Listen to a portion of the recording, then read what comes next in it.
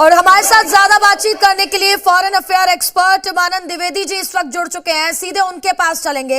Sir, सबसे पहले आपका जी भारत पर बहुत बहुत स्वागत है। तस्वीरें सामने आ रही हैं, हालात हम देख रहे हैं, बद से बदतर होते हुए यहाँ पर नजर आ रहे हैं और अब ईरान पूरी तरीके से जवाबी कार्रवाई यहाँ पर करता हुआ दिखाई दे रहा है। सर जी, यहाँ पर हमें ये देखना चाहिए कि ये जो युद्ध हो रहा है ये 3-4 वर्ष पहले या उससे पहले ही हो जाता तो जिस तरीके का नुकसान इनोसेंट सिटीजन्स को झेलना पड़ा है वो उनको नहीं झेलना पड़ता। देखिए, मैं अपनी बात वहीं पर रिटरेट करूंगा ये जी। कि हम यहाँ पर पाएंगे कि जो नॉन स्टेट एक्टर्स हैं, जितने भी टेररिस्ट हैं, जितने भी इंसर्जेंट्स हैं या सेपरेटिस्ट हैं, उनका कहीं ना कहीं तार जुड़ा हुआ है ईरान के साथ। तो ये बात हमें बिल्कुल सीना ठोक कर कहनी चाहिए कि नॉन स्टेट एक्टर्स का सपोर्टर, ट्रेनिंग, उनकी फंडिंग, उनको वेपन्स मुहैया करवाना, ये सारा काम कई डेकेड से कर रहा है ईरान। और तो उसका मतलब ये है कि इसमें अमेरिका की भी कहीं ना कहीं गलती रही। मतलब प्रिएम्पशन की बात जो करता रहता है अमेरिका, बिल्कुल, और इंटरनेशनल लॉ के विद्वान जो ऐसी बात करते हैं, ये प्रिएम्पशन पहले हो जाना चाहिए था। भले ही अमेरिकन बूट्स ऑन ग्राउंड अब कहीं पर नहीं जाते, यूक्रेन में नहीं गए, इजराइल पैलेस्टीन हमास के संघर्ष में नहीं गए और इस संघर्ष में भी शायद नहीं जाए। तो मुझे लगता है कि मुझे लगता है कि एक तरीके से ये जो खात्मा किया गया है ये पहले होना चाहिए था। इसमें हम धर्म की बात नहीं कर रहे हैं, पर एक तरीके से सिविलाइजेशन जो इलिटिज्म है उनका, जो उनका इकोनॉमी पे कंट्रोल है ईरान के ऊपर, उसको वो पूरी तरीके से कंट्रोल में ले लेंगे और नेक्स्ट जो लीडर है, सुप्रीम लीडर, वो उन्हीं के द्वारा अब नियुक्त किया जाएगा। पर मुझे एक बात मैं और अपनी अंतिम कहना ये चाहूंगा कि भारत को भी हमें देखना चाहिए। भारत के अपने सिविलाइजेशनल लिंक्स हैं ईरान के साथ, और उसके अलावा ये बात भी है कि कहीं ना कहीं अमेरिका और इजराइल चीन को भी इस युद्ध में खींचना चाहते हैं और मुझे लगता है कि कहीं ये वैश्विक सर, इस वक्त आपको रोकना चाहूंगी। एक बड़ी जानकारी सामने आ रही है, दुबई, कुवैत और जॉर्डन में नए हमले किए गए हैं। ये बड़ी जानकारी, ईरान ने फिर से मिसाइलें दाग दी है, अमेरिकी एयरबेस को भी निशाना बनाया गया है। ये बड़ी जानकारी इस वक्त सामने आ रही है। पहले भी आपको बता दें कि कल जिस तरीके से यहाँ पर ईरान ने जवाबी कार्रवाई के दौरान कई देशों पर हमला किया, जिसमें कि दुबई, कुवैत और जॉर्डन में बताया जा रहा है कि अब नए हमले किए गए हैं और मिसाइलें फिर से दागी गई हैं। अमेरिकी एयरबेस को भी निशाना बनाया गया है।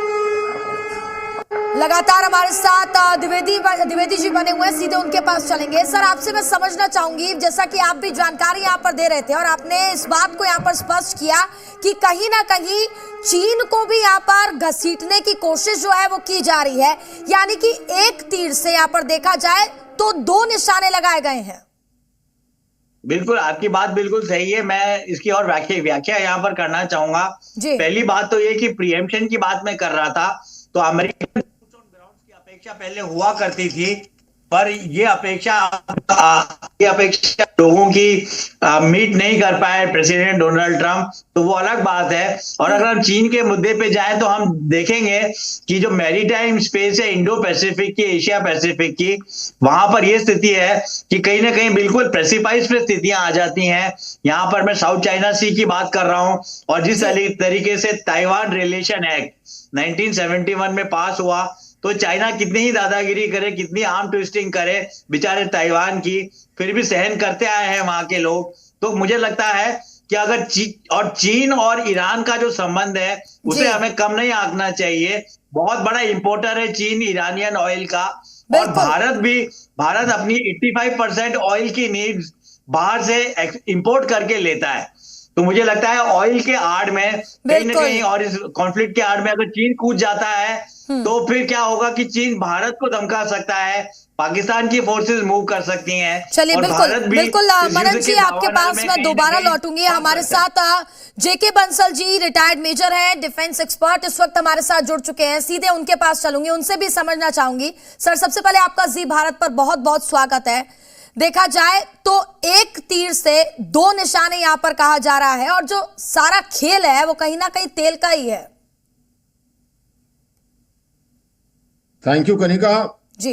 देखिए, यहाँ पे हम तेल का खेल नहीं कहेंगे। कारण उसका ये है कि इस जी। समय जो स्थिति थी वो तीन चीजें अमेरिका ने रखी थी कि अपनी जो मिसाइल सिस्टम के प्रोडक्शन को बंद करिए, जो कि ईरान जो है इंटरकॉन्टिनेंटल बैलिस्टिक मिसाइल का जो परीक्षण किया और उसकी मारक क्षमता अमेरिका तक पहुंच रही थी, और जो न्यूक्लियर संवर्धन और प्रॉक्सी जो हिजबुल्लाह, हूती और हमास, ये सारे कारण थे। तेल का जी। कारण से इतना बड़ा जो इस बार अमेरिका ने बहुत अपने एसेट्स मूव किए हैं, हम्म। और अमेरिका लास्ट मोमेंट तक भी डबल माइंडेड था कि अटैक करे या ना करे। कोशिश यही कर रहा था कि अमेरिका के कहने से अगर ईरान मान जाता है तो वो नहीं, और उनके जो अमेरिका के जो उनके जॉइंट चीफ ऑफ स्टाफ थे उन्होंने भी इस बात को कहा था कि भाई युद्ध करना ठीक नहीं है।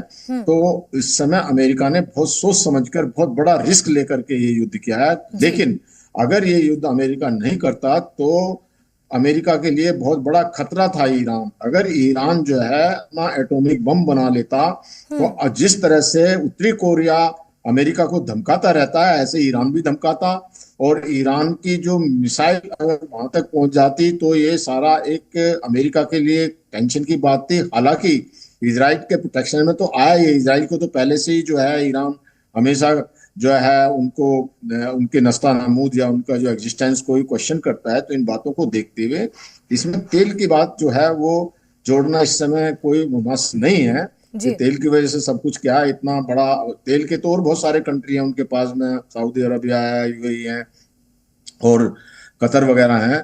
तो ये तो इन बातों के लिए अमेरिका के पास में कोई ऑप्शन ही नहीं था। अमेरिका ने काफी जो है लेवरेज दिया और बताने की कोशिश की जो खामनेई रिजीम को कि भाई आप जो समझौता कर लीजिए तो ये जो है ये खत्म करने पड़ेंगे आपको। लेकिन इन्होंने बिल्कुल टस से मस नहीं हुए और यहाँ तक कहा कि भाई हम यूरेनियम संवर्धन भी अगर करेंगे तो 3 साल के लिए बंद करेंगे और हमें पूरा अधिकार है, हम करते रहेंगे।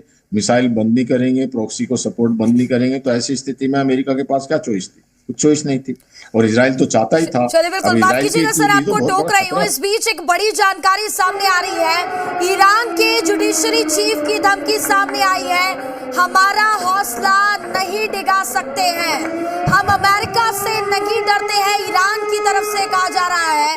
तो बड़ी जानकारी इस वक्त सामने आ रही है, ईरान के जुडिशरी चीफ की यह धमकी सामने आई है। लगातार बंसल जी हमारे साथ बने हुए हैं और इस बीच एक और बड़ी जानकारी सामने आ रही है। दिल्ली से यूरोप की फ्लाइट्स फिलहाल रद्द कर दी गई है, 10 उड़ानों को फिलहाल रद्द कर दिया गया है। तो बड़ी जानकारी ये सामने आ रही है, मिडिल ईस्ट की फ्लाइट्स पर भी इसका असर देखा जा रहा है। लगातार बंसल जी हमारे साथ बने हुए हैं। सर आपसे समझना चाहूंगी, जिस तरीके से यहाँ पर ईरान के जुडिशरी चीफ की तरफ से ये धमकी सामने आती है और कहा जा रहा है कि हमारा हौसला डिगा नहीं सकते, यानी कि ईरान की तरफ से सरेंडर नहीं होने वाला है। देखिए, ये तो इस तरह के तो बड़े बयान जो है ना कॉमन होते हैं। जब कोई इस तरह की घटना होती है तो सब यही कहते हैं, जुडिशरी भी यही कहेगी, आईआरजीसी बहुत कहेगा। और जो है ईरान तो पहले ये कह रहा था हम आपके जो है इब्राहिम लिंकन को डुबो देंगे। तो धमकियां हैं, धमकियों में और असलियत में बहुत फर्क होता है।